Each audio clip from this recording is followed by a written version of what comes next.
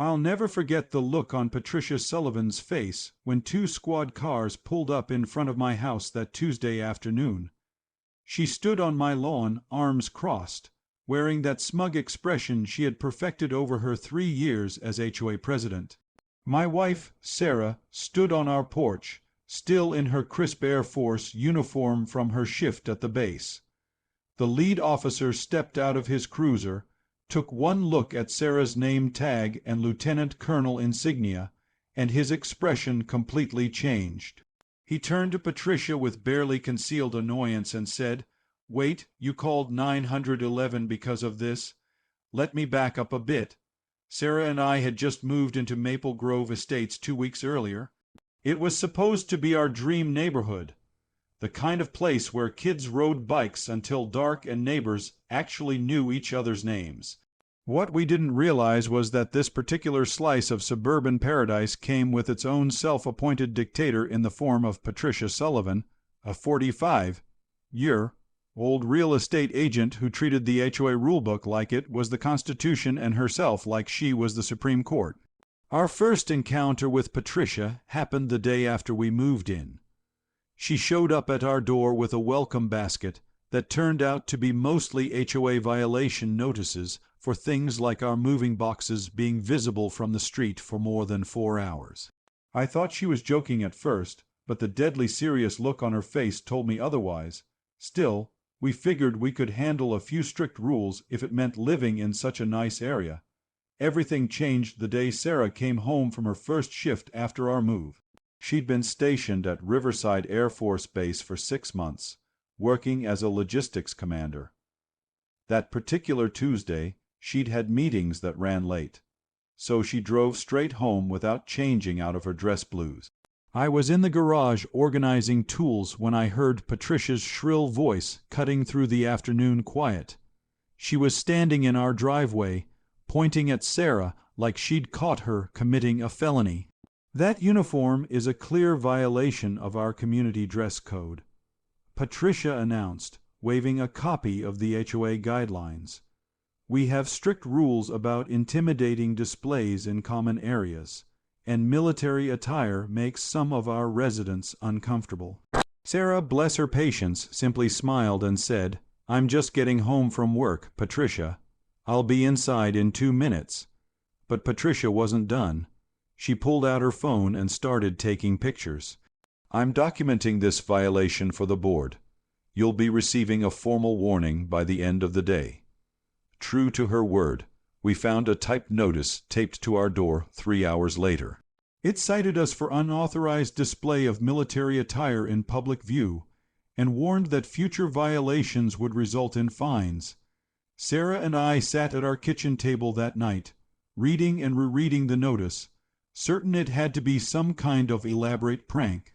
The next morning, I decided to approach this diplomatically. I walked over to Patricia's house with a box of donuts and tried to smooth things over.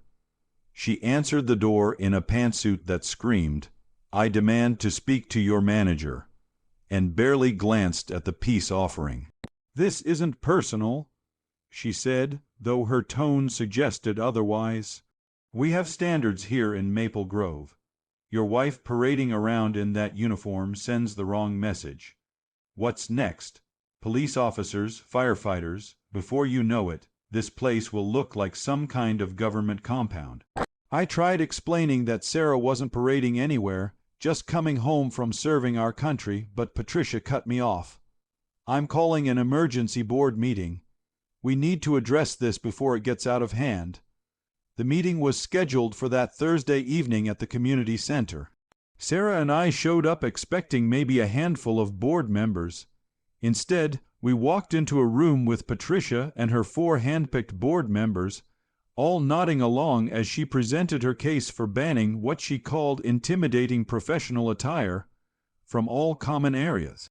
"This isn't about disrespecting service members," Patricia said, though that's exactly what it was about. "It's about maintaining the peaceful civilian character of our neighborhood. Uniforms of any kind create an atmosphere of authority that goes against our community values."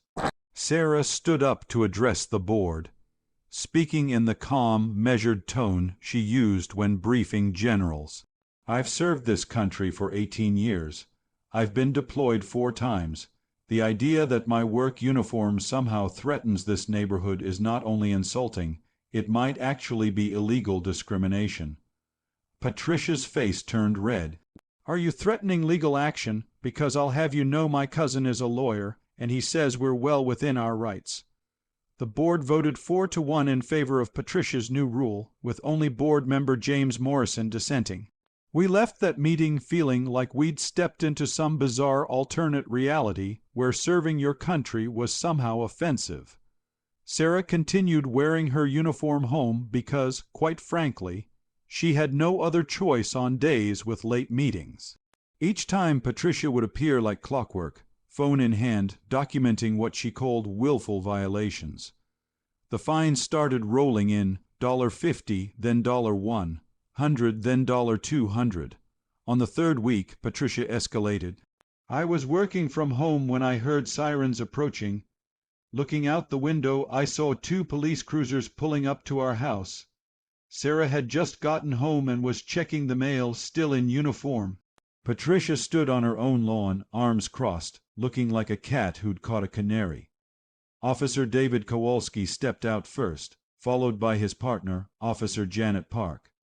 They approached Sarah cautiously, clearly expecting something serious based on the call they'd received. Patricia had told dispatch that someone was impersonating a military officer in her neighborhood, a federal crime that carries serious penalties. Officer Kowalski's entire demeanor changed the moment he got close enough to read Sarah's name tag and see her rank insignia. His hand actually twitched like he was fighting the instinct to salute. "Ma'am, we received a report of someone posing as military personnel." Sarah's response was perfectly measured. "Officer, I'm Lieutenant Colonel Sarah Coleman, currently stationed at Riverside Air Force Base. I have my military ID and base credentials right here." As Sarah pulled out her identification, I watched Patricia's smug expression start to falter. Officer Park examined the credentials, then exchanged a look with her partner that clearly said, "Are you kidding me right now?" "Ma'am, I am so sorry for this inconvenience," Officer Kowalski said, his voice carrying across the street where several neighbors had started to gather. "There's obviously been a misunderstanding."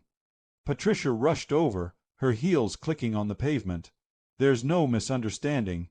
She's been violating our HOA dress code for weeks. I have documentation." Officer Park turned to Patricia with barely concealed contempt. "Ma'am, did you call 911 to report stolen valor?" "I reported someone wearing military attire who shouldn't be." Patricia sputtered, "But she is military," Officer Kowalski said slowly, like he was explaining something to a child. "You called emergency services because an active duty service member was wearing their uniform." The gathered neighbors started murmuring. I heard someone say, "She called the cops on a soldier." Another voice added, "My son is in the Marines. This is disgusting." Patricia tried to salvage the situation. "She's creating a hostile environment in our community." Officer Park pulled out her notepad. "Ma'am, I need to warn you that making false reports to law enforcement is a crime. You've wasted city resources and could face charges for this." The officers apologized to Sarah again, with Officer Kowalski adding, "My dad served in the Air Force. Thank you for your service, Colonel." As the police cars pulled away, Patricia stood frozen on her lawn while more neighbors emerged from their houses. James Morrison, the lone dissenting board member, walked over to us. "I've had enough of this. We're calling an emergency meeting, and this time it won't be Patricia running the show." Word spread through Maple Grove like wildfire. Sarah and I started getting knocks on our door from neighbors we'd never met, many sharing their own stories of Patricia's petty tyranny. It turns out she'd fined the Johnsons for having their garbage cans visible from the street for an extra hour, threatened the elderly Mrs. Chen with legal action over her garden gnome collection, and tried to force the Andersons to rehome their service dog because it barked twice during a thunderstorm. but calling the cops on an active duty military member was the final straw. Within 48 hours, a petition to remove Patricia from the HOA board had over 200 signatures, remarkable considering our neighborhood only had 250 homes. The emergency meeting was scheduled for the following Monday. The community center was packed, with people standing along the walls and spilling out into the hallway. Patricia sat at the board table, no longer looking smug, but rather like a deer caught in headlights. James Morrison had taken charge of organizing the meeting. He called it to order and immediately recognized Sarah to speak. My wife stood up, still the picture of military bearing and professionalism, and addressed the crowd. I've defended this country and the freedoms it represents for nearly 2 decades. She began, her voice steady but emotional. I've missed birthdays, anniversaries, and holidays to serve. The idea that my uniform, which I've earned through sacrifice and dedication, could be seen as offensive in the very community I've sworn to protect is not just insulting, it's anti-American. The room erupted in applause. Patricia tried to speak, but James cut her off. We're here to vote on the immediate removal of Patricia Sullivan as HOA president and board member based on discrimination, abuse of power, and misuse of emergency services. The vote wasn't even close, 212 for removal, 7 against, with Patricia and her closest allies being the only dissenting voices. But that wasn't all. The board also voted to ban Patricia from any future HOA positions and from contacting my family directly. Patricia's face went through a range of emotions from disbelief to anger to what finally looked like genuine fear. You can't do this. I've been president for 3 years. I know the rules better than anyone. Apparently not, James said dryly. The rules certainly don't include harassing military members or making false police reports. As the crowd dispersed, Patricia remained seated, staring at the table. Someone mentioned they'd heard her real estate agency had already received several calls from angry community members saying they'd never use her services. The false police report was now part of the official record, something that would come up in any background check. 2 days later, we received a certified letter. Patricia was being fined $5,000 by the city for misuse of emergency services. I heard from neighbors that she tried to fight it, but was told she'd be lucky if Sarah didn't pursue additional legal action for harassment and defamation. The fine amount hit her hard, and her shocked gasp when she opened that letter was apparently audible from 3 houses away.